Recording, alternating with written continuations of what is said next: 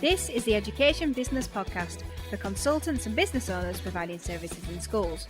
I'm Claire Riley, and I'll be sharing how to start, grow and scale your education business. I've been asked repeatedly to record an episode on teacher skills that can be translated into entrepreneurship. So when I was asked to talk about this as a guest on the Tea and Teaching podcast, the ideas just came flowing to me and I knew that it was time. So I've already recorded an episode on bad habits that we can bring from the classroom that can hinder us in our business growth. But what is it that actually helps us on our entrepreneurial journey? I didn't assess these when I was in the classroom. I wanted to just get on with it. But I know that there are perhaps teachers who are wondering how they can move into entrepreneurship, or perhaps you've left the classroom and you just want validation on what you're bringing to the table. It will be much more than these, I can tell you that. What I found hard when it came to coming up with the content for this episode was separating myself from teaching and teachers, because at the moment I'm on this intense new wave of self-discovery, and I've learned that my personality type is extremely entrepreneurial, which makes it hard for me because I can't just assume that every teacher or ex-teacher sees opportunities to turn everything and anything into a business like I do. So please bear with me, and I do hope that some of these resonate. So here are my 7 teacher skills that will help you in entrepreneurship. Number 1, teachers are resourceful. So in teaching, we're used to researching things that we don't know. Often, we're only one step ahead of the pupils, and then we pull it all together and present it to them like we're experts. And you need this in business as well. You need to be able to learn new things and pull it together like you know what on earth you're talking about. Winging it, faking it till you make it, all key skills of the entrepreneur and the teacher. Number 2, if it's education business, then teachers really know their customer. One of the best advantages when you start a business is to have been your ideal customer or client. It really helps you to understand them. So if you're selling to teachers, amazing. We also know how schools work, which gives us an advantage that many education entrepreneurs struggle with. It's easy for us to imagine the inner workings of a school, and then this helps us understand the people that we want to sell to because we've worked there. Number 3, learning is natural to teachers. There's so much to learn in business and so much you don't know, so much I don't know. And teachers are comfortable in that space and they've got the ability to soak up new information, and that's okay. You know, they're used to looking at data and making tweaks and then learning from that process, which is also what we do in business. We're good at learning. 4, I think this is my favourite one. Teachers are masters at adaptability. Teachers are masters of change at the last minute and having to change direction.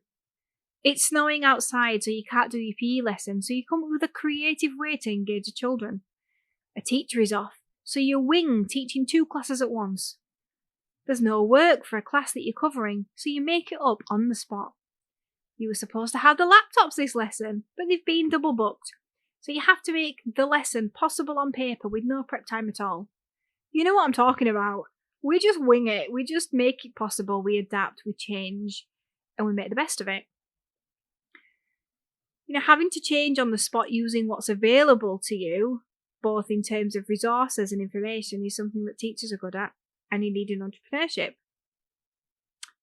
You also need to be able to make the best decision that you can at the time, which is what you're doing when you're adapting.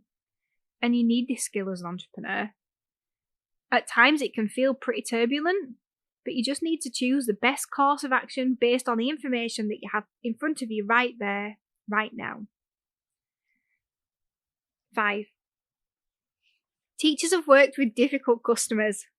Kids, we've worked with kids. I used to feel like good teaching was the art of great manipulation, getting people to do what you needed them to do. This was especially true in secondary, when I was told that I would be judged whether I were doing a good job or not based on the grades that the year 9 boys got who were being forced to do GCSE dance in year 9. I mean, that's just awful, isn't it? And it sounds awful, but it surprised me how much energy actually was needed to be thinking about how students would react and engage. Again, this was amplified in my secondary career, and obviously because I was teaching dance, specifically to Year 9 boys. But teachers can think about how people will react in different situations, just like they did when they were planning and delivering lessons. So we can use these skills when we're marketing, or when we're servicing or creating a service for our customers. And this skill can be utilised as well when you're writing social posts, when you're writing email newsletters, when you're responding to customer emails. 6, teachers nurture others to do well.